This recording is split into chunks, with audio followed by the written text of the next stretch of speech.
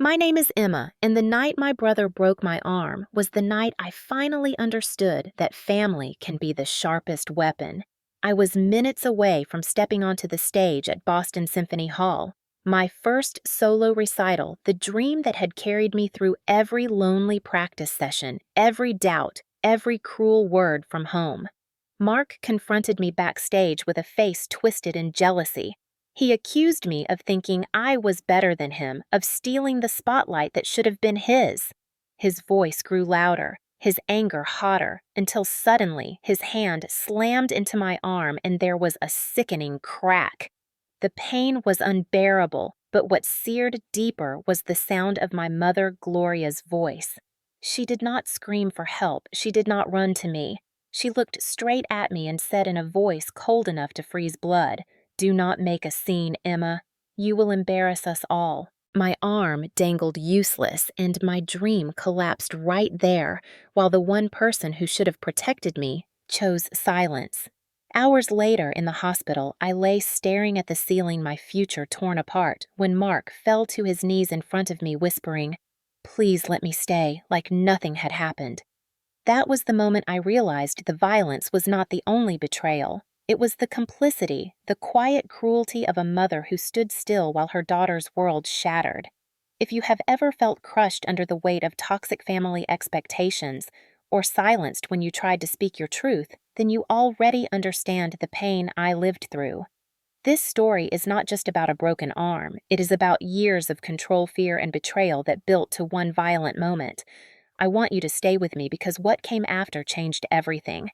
Before I go further, I would love to know where you are watching from and if you have ever experienced something similar. Please take a second to like this video, subscribe to the channel, and share your own story in the comments because your words might be the hope someone else needs tonight. I grew up in the Hamilton household where silence was never peace. It was only the pause before the storm. From the earliest memories of my childhood, I knew that love in my family came with conditions. My mother, Gloria, believed discipline meant control, and control meant power.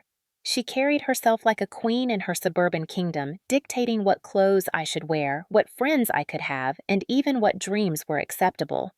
My father, Richard, was gentle in manner but weak in action. Whenever Gloria unleashed her rage, he would shuffle quietly into my room afterward, sit on the edge of my bed, and murmur that things would be better tomorrow, but tomorrow never changed. Then there was my brother Mark, older by 4 years, and always her golden boy. Mark could do no wrong in her eyes, even when he skipped classes or shouted at teachers or shoved me against the wall during one of his tantrums. If I cried, she would scold me for provoking him. "Boys will be boys," she said, "but girls must learn their place."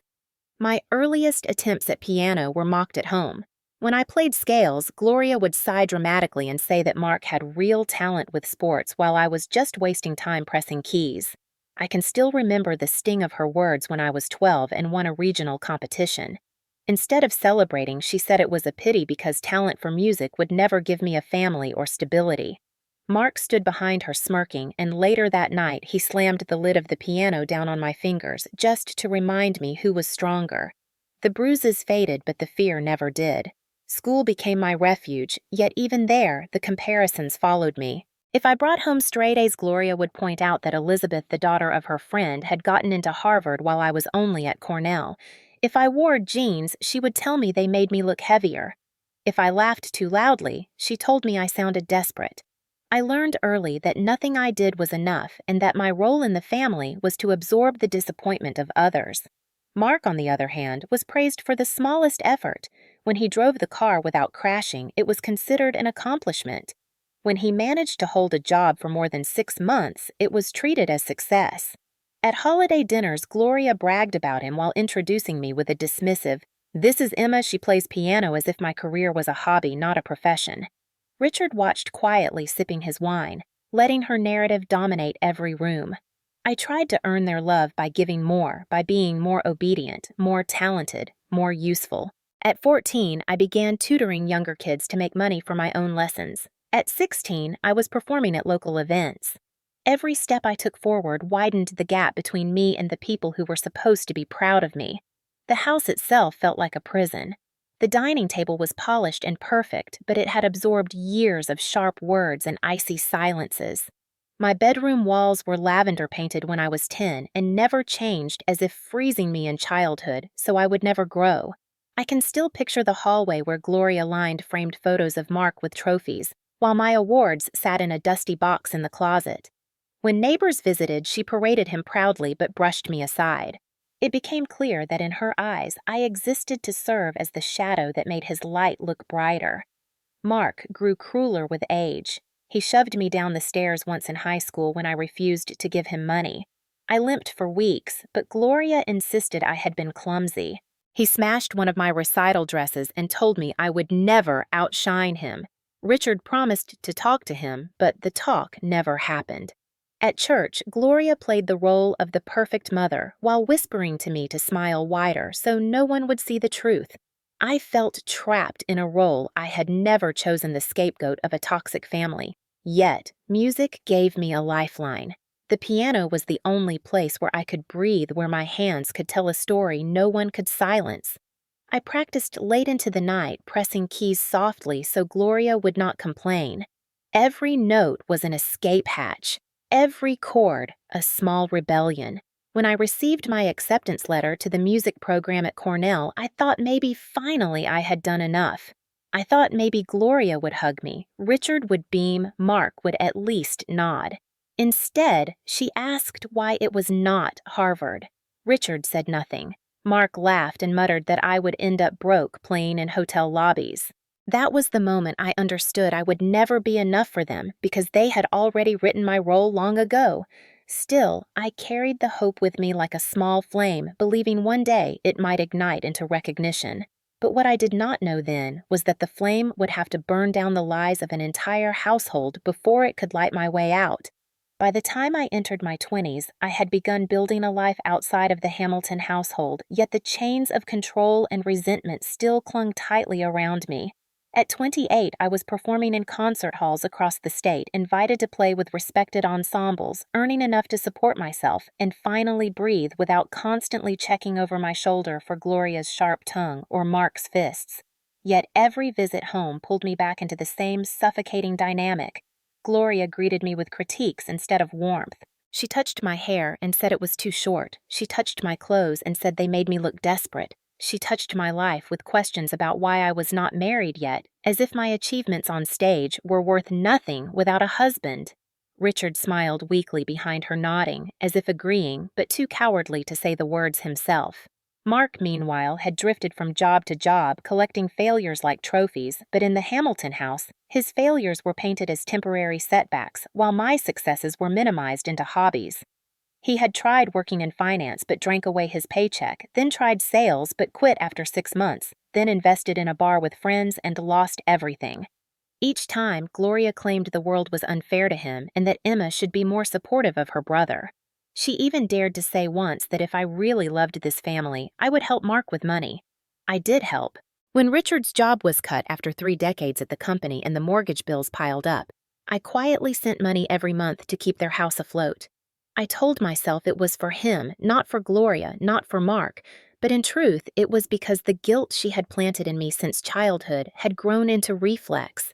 Family comes first, she always said, but what she meant was Mark comes first and Emma pays the price. I lived modestly in a small apartment, driving an old car, turning down vacations, all so that their 5-bedroom colonial would not collapse under foreclosure. And yet, when I came home, Gloria inspected me with scorn, asking if my shoes were cheap, asking if I was lonely, living alone, asking if maybe my problem was that I thought I was too good for ordinary people. Mark grew darker with each passing year. He began drinking more heavily, storming into the house at night, slamming doors, shouting at Richard, who retreated further into silence. When I arrived with food or gifts, he sneered that I was showing off. One Christmas, he threw a glass across the room during dinner and it shattered near my hand. Gloria screamed not at him, but at me, saying I should not provoke my brother with my attitude. I wanted to walk out then, but Richard's tired eyes begged me to stay. He whispered that it would mean the world if I could help hold the family together. So I stayed, swallowing the shards of my own dignity, just to avoid breaking him. Meanwhile, my career climbed steadily. I received an invitation to play a solo recital at Boston Symphony Hall, the kind of opportunity pianists dream of, the kind that defined careers. My mentors congratulated me, my friends celebrated me, but when I told my family, Gloria only asked how long the program would be and if tickets were free. Mark laughed in my face. He said people only came to see orchestras, not nobodies pressing keys. He said I should be grateful that at least some people wanted to listen. I brushed off the words in front of them, but at night they replayed in my head, twisting like knives. I poured myself into preparation, hours upon hours of scales and passages until my wrists ached. I knew this recital could open international doors. Still, I dreaded the thought of Gloria and Mark showing up. I wanted them there to see what I had become, but I feared the poison they would carry into that hall. In the months leading up to the recital, the pressure inside the Hamilton home escalated. Mark had taken out loans to cover his gambling debts. Creditors called at all hours.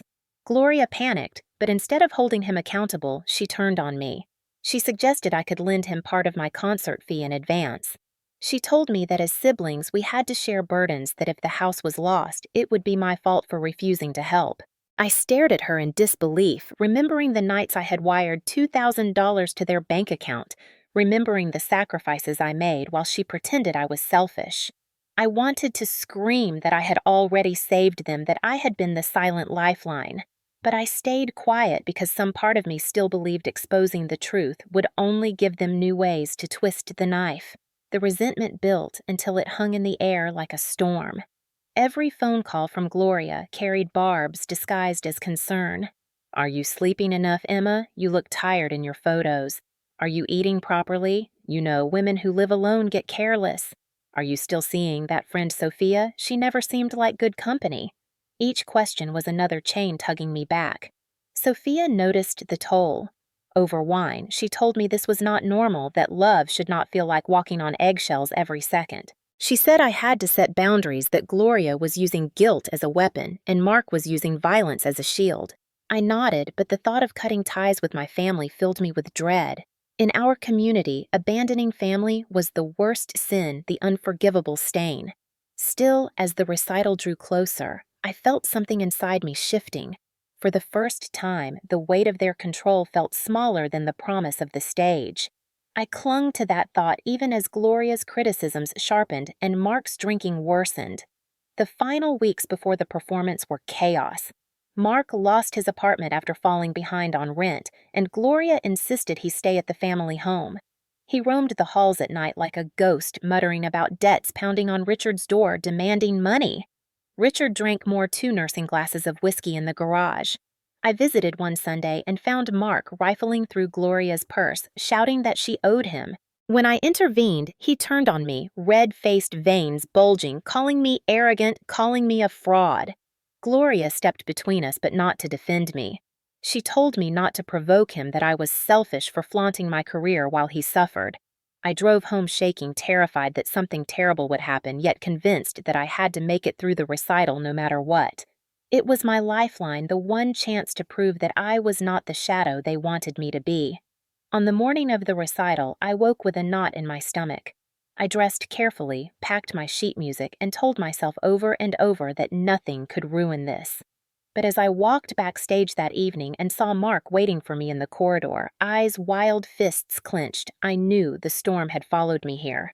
The night of my recital should have been the crown jewel of my life, yet it became the night everything fractured both in body and in soul. The backstage corridor smelled of polish and anticipation. Other musicians whispered final notes. Stagehands adjusted lights. The audience buzzed on the other side of the velvet curtain, and my heart pounded in rhythm with the promise of a dream about to come true.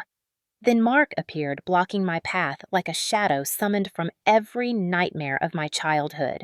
His eyes were bloodshot, his shirt untucked, the stench of alcohol clinging to him. He started with words accusing me of thinking I was superior, of embarrassing the family with my pretentious piano playing, of hoarding money while he suffered. I tried to step around him, but he shoved me back against the wall. I whispered that this was not the time, that I had to go on stage, that we could talk later. He laughed a cruel, jagged laugh and said, "No, Emma, we will talk now." My hands trembled not from stage fright, but from fear. I clutched my sheet music to my chest and tried to push past him again, but he grabbed my arm with a force that shocked me. His grip tightened until pain shot up my shoulder. I cried out, but the hallway swallowed the sound. He spat that I would never outshine him, that I was nothing but a show-off, and before I could scream again, he twisted my arm and slammed it against the wall. The crack was unmistakable, sharp and final, the kind of sound that rewires your memory forever. My world went white with pain. My arm dangled useless, my fingers numb, the very tools of my existence destroyed in an instant. I fell to the floor, gasping, vision blurring, ears ringing, the sheet music scattered like fallen leaves across the polished tiles. In that haze, I looked up and saw my mother Gloria standing at the end of the hallway. For a moment, I thought she would run to me, call for help, scream for security, but she only folded her arms and said in a voice colder than winter, "Do not make a scene. Emma, you will embarrass us all." Those words cut deeper than the broken bone. My dream was bleeding out at my feet, and my own mother cared only for appearances. I begged her with my eyes, but she turned away. Richard was nowhere to be found. The only sound was my own sobbing mixed with Mark's panting rage. When security finally intervened, it was because a stagehand had heard the commotion. Mark backed away, muttering that I had provoked him, that it was my fault. Gloria shouted at the staff not to overreact, that siblings fought all the time, but the sight of my arm hanging twisted could not be denied. An ambulance was called. The recital canceled. The audience dismissed without explanation. As the paramedic strapped me onto a stretcher, I saw the curtain still lowered, the piano waiting under the spotlight for a performance that would never happen. In the ambulance, the shock set in pain, throbbing with every heartbeat. But worse was the hollow pit in my chest where years of practice and sacrifice had once lived. I thought of the little girl who had pressed keys at midnight to escape her mother's insults, the teenager who had fought to pay for lessons, the young woman who had believed that one day she would stand on the biggest stage and prove she was more than the family scapegoat. All of them had been silenced with one violent act. At the hospital, the doctor confirmed what I already knew, a clean break that would take months to heal and perhaps never regain the full strength needed for concert performance. I nodded numbly as he spoke, tears sliding silently into my pillow. Gloria sat in the waiting area, scrolling her phone. Richard paced the hallway, whispering apologies he could not say aloud, and Mark was nowhere. Hours later, when the morphine dulled the pain and the room emptied of nurses, I heard footsteps. Mark entered quietly, his bravado gone, his face pale. He sank to his knees beside my bed, tears streaking his cheeks, whispering, "Please, Emma, let me stay. I have nowhere else. Do not throw me out." I stared at him in disbelief, the man who had just destroyed my future begging for shelter. The cruel irony made me choke. Gloria appeared behind him and hissed that I should forgive him, that family stands together, that the world was already judging us. Her words coiled around me like a noose. I closed my eyes, refusing to answer. That night, as I drifted between pain and narcotics, I realized that the violence itself was not the only betrayal. The deeper wound was the complicity, the choice of silence over justice. The mother who prioritized reputation over her daughter's broken body. The father who vanished into shadows. The brother who mistook cruelty for strength. The recital was gone, my career suspended, but in that sterile hospital room, something else began to form, a new determination carved from rage and survival. I knew the story was not ending here. It was only beginning. The days after the recital bled together into a fog of painkillers, hospital visits, and restless nights. My arm was wrapped in plaster, and my spirit felt equally bound in a cast of grief. The doctor warned that even with proper healing, there was no guarantee I would regain the strength and dexterity needed for the kind of demanding repertoire I had been preparing.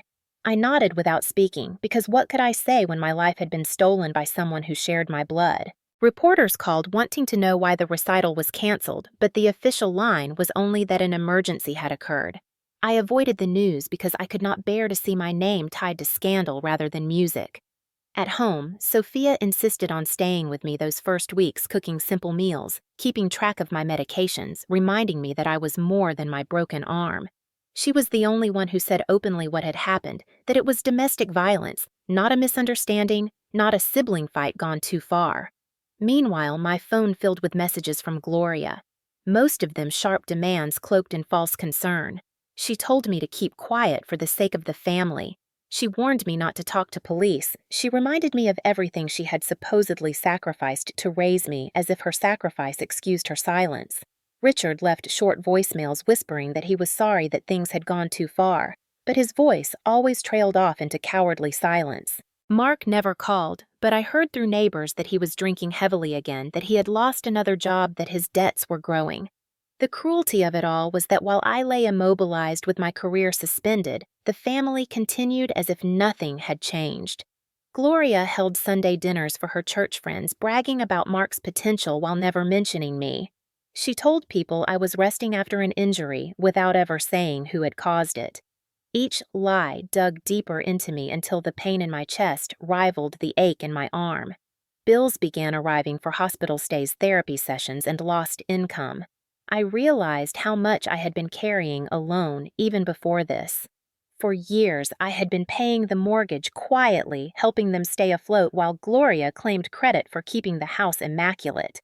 Now, with my income interrupted, the reality of those sacrifices became unbearable.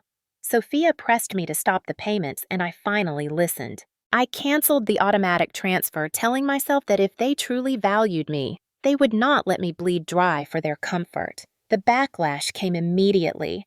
Gloria called screaming that the bank had sent letters that the house was in danger. She accused me of betrayal, of turning my back on family. She shouted that after everything she had done for me, I was destroying them. I held the phone in my good hand and for once did not cry.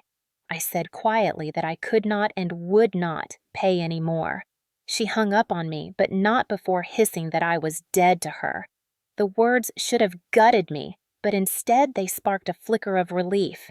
If being alive to her meant being her scapegoat, then perhaps being dead in her eyes was the first step to living for myself. Weeks passed in painful limbo.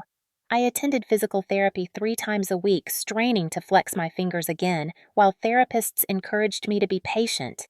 Each tiny movement felt like reclaiming a fragment of myself. At night, I replayed the attack over and over, the crack of bone, the cold words of Gloria, the silence of Richard, the pleading of Mark. I realized that the violence had not started backstage that night. It had begun decades earlier, with every slap dismissed as roughhousing, every insult excused as tough love, every silence justified as keeping the peace. This was simply the crescendo of a symphony of abuse that had played since childhood. Recognizing that truth was devastating, yet strangely empowering, Sophia reminded me that survival itself was an act of defiance.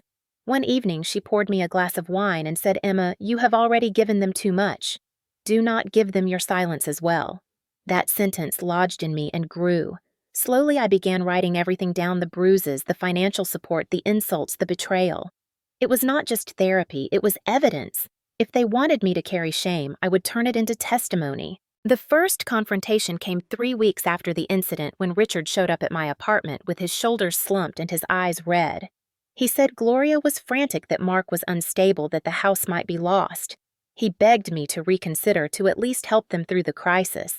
I asked him quietly why he had not spoken up that night, why he had let Gloria's voice drown mine out, why he had let Mark walk free while I lay broken. He said he was afraid of losing the family. I told him the family was already lost the moment they chose silence over me. He cried and left without answers. In that moment, I understood that my healing would not come from their apologies, but from building boundaries strong enough that they could never collapse on me again. The aftermath was brutal and isolating, yet it was also the first time in my life I began to glimpse the possibility of freedom. The truth began to surface in fragments, like pieces of a puzzle I had been blind to for years. While I was still in recovery, Sophia encouraged me to check credit reports and public records connected to my family, because she suspected there was more behind Gloria's panic than just the mortgage. What I found shocked even me. Mark had accumulated hundreds of thousands of dollars in gambling debts using credit cards opened under his own name, and some that Gloria had co-signed. There were late notices, court filings, and even threats of wage garnishment, though Mark barely had wages to seize. Gloria had been covering for him, spinning lies to neighbors about temporary hardships while leaning on my silent contributions to keep the facade intact. The realization was crushing, but it also clarified why the pressure on me had grown so unbearable before the recital. They had been counting not only on my silence, but on my financial servitude. I kept these discoveries to myself at first, not knowing what to do, but the weight of the secret gnawed at me. Then came the night Mark showed up at my apartment. It was late and rain streaked down the windows when I heard pounding at the door. I froze, but his voice calling my name forced me to open. He stood there, drenched, disheveled eyes wide with desperation. He said his wife had thrown him out, that he had nowhere to go, that creditors were after him. He begged me to let him stay just for a little while. The sight of him trembling should have stirred compassion, but instead, I felt fury boiling in my veins. This was the man who had broken my arm, who had ended my recital, who had stolen months of my career. Now he was on his knees whispering, "Please, Emma, please, let me stay." I stared at him and felt the weight of every night I had wired money to keep the roof over his head. Gloria had followed him to my building, and when I refused, she shouted from the hallway that I was heartless, that family helps each other. I shut the door in their faces and collapsed against it, shaking but resolute. That night, I decided that silence was no longer my prison. If Gloria wanted to protect Mark at all costs, then I would expose what she had been hiding. I spent the following week gathering evidence meticulously. I saved screenshots of debts, of eviction notices, of credit card bills with Gloria's signature alongside Mark's. I compiled bank statements showing the thousands I had funneled into their mortgage. Sophia helped me organize everything into a presentation, not for the stage this time, but for survival. When I invited Gloria, Richard, and Mark to a so-called reconciliation dinner at my apartment, they believed it was an attempt to mend fences. I let them believe it because the truth would land harder if it came without warning. On the evening of the dinner, I arranged chairs and borrowed a projector from a friend. When they arrived, Gloria wore her usual air of superiority. Mark sulked and Richard looked weary. They sat expecting apologies. Instead, I dimmed the lights and began clicking through slides. The first images were bank records showing my monthly transfers. Gloria's face paled. Then came the credit card statements pages of charges to casinos and liquor stores. Mark shifted uncomfortably, muttering excuses. Next came the eviction notices and the final notice of foreclosure. The room was silent except for the sound of my voice, steady for once, as I explained that for 3 years I had been carrying the financial weight they pretended did not exist. I told them the truth about the recital, that Mark's violence was not an accident, but the culmination of years of abuse. Gloria sputtered, calling me dramatic, but the evidence on the screen betrayed her. Richard put his head in his hands, muttering, "My God!" Mark shouted that I was ruining him, but I raised my cast still stiff around my arm and asked who had ruined whom. The moment felt like a reversal of every family dinner where I had been the scapegoat. This time, the shame was not mine.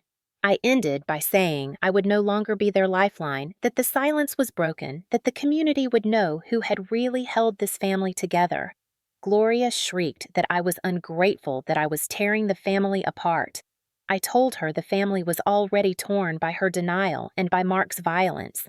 I told her Richard's silence had been just as complicit. Then I opened the door and let them leave into the night, exposed and powerless. That confrontation was not the end, but it was the turning point. Word spread quickly among neighbors and church friends. Gloria's carefully curated image of the perfect homemaker began to crumble. Richard avoided social gatherings, too ashamed to face questions. Mark drifted further into desperation. For me, the revelation was both liberating and terrifying. I had taken the first step in dismantling the toxic cycle, but the fallout was only beginning. Sophia reminded me that boundaries without enforcement were meaningless, so I filed for a restraining order against Mark, citing the violence at the recital. I stopped all financial support to my parents. When Gloria called, screaming that the bank was preparing foreclosure, I told her it was no longer my responsibility. The sound of her voice breaking on the line was painful but necessary. I realized then that my survival demanded their discomfort. I had lived for too long trying to keep them comfortable while I withered. Now the truth was out and there was no going back. After exposing the truth in my apartment, I realized the battle was only half won because Gloria and Mark still clung to their lies whenever they faced outsiders. They claimed I had exaggerated that I was emotional, that the injury at the recital was a misunderstanding. I knew that unless the wider community saw the full picture, they would continue to twist the narrative, and I would remain the villain in their story. So I planned something bolder, something public. I organized what I called a reconciliation gathering at the community center, inviting not only my family, but also extended relatives, close neighbors, and a few colleagues from the conservatory. The invitation promised an honest conversation about family healing, and because Gloria could not resist the chance to control the narrative, she agreed to come. On the night of the gathering, the room was filled with more than 30 people, the very people Gloria had spent years impressing with her polished smile and carefully chosen words. Mark slouched beside her, visibly irritated, while Richard kept wringing his hands. Sophia sat quietly in the back, her eyes steady on me, her presence like a lifeline. When I stepped up to the podium, my heart pounded, but my voice was clear. I told the group that what they were about to hear was painful but necessary. I described the recital night in vivid detail, the confrontation, the crack of my arm breaking Gloria's words, telling me not to embarrass her. Gasps rippled across the room. I then projected evidence onto the wall, just as I had done in my apartment bank transfers, proving I had paid their mortgage for years. Credit card bills showing Mark's gambling foreclosure notices Gloria had tried to hide. The room grew heavy with silence except for the occasional shocked whisper. I watched Gloria's composure crumble as her friends stared at her not with admiration, but with disbelief. She tried to interrupt to shout me down, but I raised my cast and told her she had silenced me for decades, and tonight I would not be silenced. Mark erupted then, standing and shouting that I was destroying him, that I was selfish, that no one understood what he had endured. But his words rang hollow against the weight of evidence. Someone in the audience called out that he should be ashamed. Another asked why Gloria had let things go so far. Richard sat pale and defeated. For once, the burden of shame shifted from me to them. I ended the presentation with a declaration that I would not be the scapegoat anymore, that my role in this family was not to be sacrificed at the altar of their pride and denial. I said clearly that I would no longer give money, no longer cover up, no longer keep secrets. If they wanted to survive, they would have to do it without me. The applause that followed was not raucous but steady and determined, the kind that affirmed I had been heard. Gloria fled the room, Mark stormed out after her. Richard lingered with tears in his eyes but no words. I felt a strange mixture of grief and triumph as I stood there. I had not only defended myself, I had rewritten the script that had trapped me since childhood. The public exposure shattered Gloria's social standing. Neighbors who once admired her distanced themselves. Church friends who had praised her questioned her honesty. Richard faced whispers at the grocery store. Mark was mocked for his debts. The consequences were visible and undeniable. For me, the victory was not about their humiliation, but about reclaiming my truth. For the first time in my life, people believed me not. Gloria, not Mark. They saw the scapegoat for what she had been the victim of abuse and control, and they saw the survivor standing in her place now. It was not the applause of Boston Symphony Hall, but it felt just as powerful. I left the gathering with Sophia at my side, my head high, and a sense that though the road ahead would still be difficult, I had finally broken the cycle of silence in the most public way possible. In the weeks after the public confrontation, I began to realize that speaking the truth was only the first step, because if I did not enforce boundaries, the cycle would swallow me again. Gloria called me almost every day at first, sometimes begging, sometimes screaming, insisting that the family could recover if only I came home and acted like nothing had happened. She said the neighbors were gossiping, that people at church were whispering that I was responsible for ruining her reputation. Each time I reminded her calmly that I was not responsible for her choices. When she shouted that I owed them after all they had given me, I said firmly that I had already given enough and more. The hardest calls were from Richard. He left voicemails saying he missed me, that the house was quieter without me, that Gloria was struggling, that Mark was unstable. He wanted me to come by for Sunday dinner as if my presence could glue back the shattered pieces. I loved him, but I had to face that his silence had enabled everything. I told him gently that I could not sit at their table until he acknowledged what had been done and took responsibility for standing by while I suffered. He cried quietly and said he understood, but I knew he did not yet. Mark stayed silent for a time, then began sending messages late at night begging for help, saying he was homeless, saying he needed money. I blocked his number after the fifth plea because I could feel the manipulation under every word. Sophia reminded me that boundaries are not about cruelty, but about survival. I wrote down rules for myself and repeated them like prayers. I would not send money to Gloria or Richard or Mark. I would not answer calls in the middle of the night. I would not visit the family house alone. I would not let guilt override self-preservation. To cement these boundaries, I consulted a lawyer and filed for a restraining order against Mark, citing the attack backstage. When the papers were delivered, Gloria left a furious voicemail calling me a traitor, saying I had destroyed my brother's life. I did not respond. I changed the locks on my apartment and installed a security system. I told myself that protecting my safety was not betrayal. It was finally an act of love for the person I had always abandoned myself. Slowly, the calls lessened. Gloria's voice grew less confident. Richard still reached out, but more hesitantly. Mark disappeared into whatever spiral he had created for himself. For the first time, I could wake in the morning without dreading the buzzing of my phone. Therapy sessions helped me build the strength to hold the line. My therapist reminded me that boundaries would always be tested, that Gloria and Mark would push against them, but each time I enforced them, I proved to myself that I was no longer their prisoner. One afternoon, as I practiced simple scales with my healing arm, I realized that the sound was not just music, it was freedom. Every note was a reminder that I had chosen myself over their chaos. I still loved my father, still carried complicated feelings for my mother, but love without boundaries had nearly destroyed me. Now, love would have to stand outside the locked door and wait until it could behave with respect. The months that followed tested the strength of my boundaries, but also brought unexpected clarity. Mark's life unraveled quickly without my silent support. He lost what little stability he had and ended up in court for unpaid debts. When he called me from a borrowed phone begging for help, I refused and reminded him of the restraining order. It was not cruelty, it was consequence. Gloria's pride cracked under the pressure of foreclosure notices. For the first time in decades, she was forced to consider working outside the home.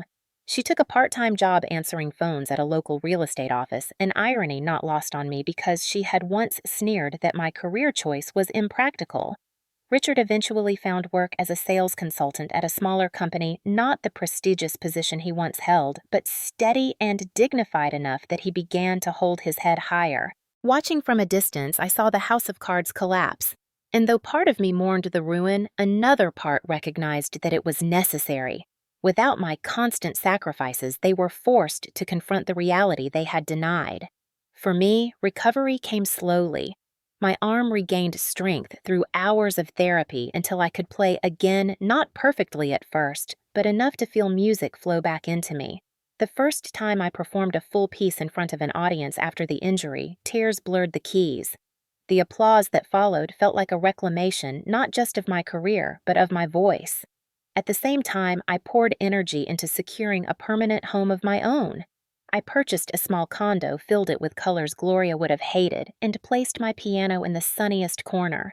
Each morning when light streamed across the keys, I felt grounded in a way I had never known. Richard visited me once on his own. He sat at my kitchen table and admitted he had failed me for years by keeping quiet. He asked if there was a path back to trust. I told him that trust required more than words, it required change and consistency. He nodded and promised to try. Gloria never came with him. Our contact remained minimal, and only when I initiated it. She sent one letter after losing the house, admitting she was jealous of my independence and angry at her own regrets. It was the closest thing to an apology I had ever received. I read it carefully, then placed it in a drawer, neither forgiven nor forgotten. Mark disappeared into rehabilitation programs according to Richard, though I did not confirm. I did not want to know until he had changed, and I doubted he ever would. The resolution was not a fairy tale reunion, it was the stark reality of consequences finally distributed to the right people.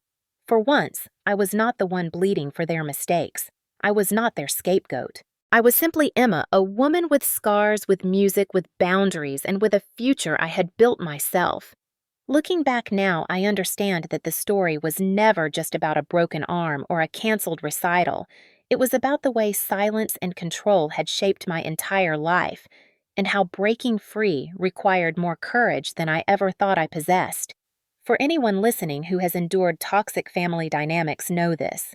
You are not selfish for setting boundaries. You are not cruel for refusing to carry burdens that are not yours, and you are not weak for walking away from people who refuse to respect you. Love is not proven by how much you sacrifice, it is proven by whether it uplifts rather than destroys you. When Gloria told me not to embarrass her while my arm hung broken, she revealed what her love had always been conditional cold a performance for others. When Richard stayed silent, he revealed the cost of peace built on denial. When Mark begged to stay after shattering me, he revealed the cycle of entitlement that only grew because I had been taught never to say no. But when I finally said no, the world did not end. It changed. It forced them to face themselves, and it allowed me to finally breathe. My message to you is simple. You cannot save people who refuse to save themselves, and sometimes the greatest act of love is stepping back so they must learn to stand. If you are trapped in a similar story, know that walking away may hurt, but it will not destroy you, it will transform you. I would love to hear your experiences in the comments because sharing truth helps others find theirs. Please like this video, subscribe for more stories about resilience and family dynamics, and share it with someone who needs to hear that setting boundaries is not betrayal, but survival. Remember, true love does not demand your silence or your suffering. True love gives you space to grow.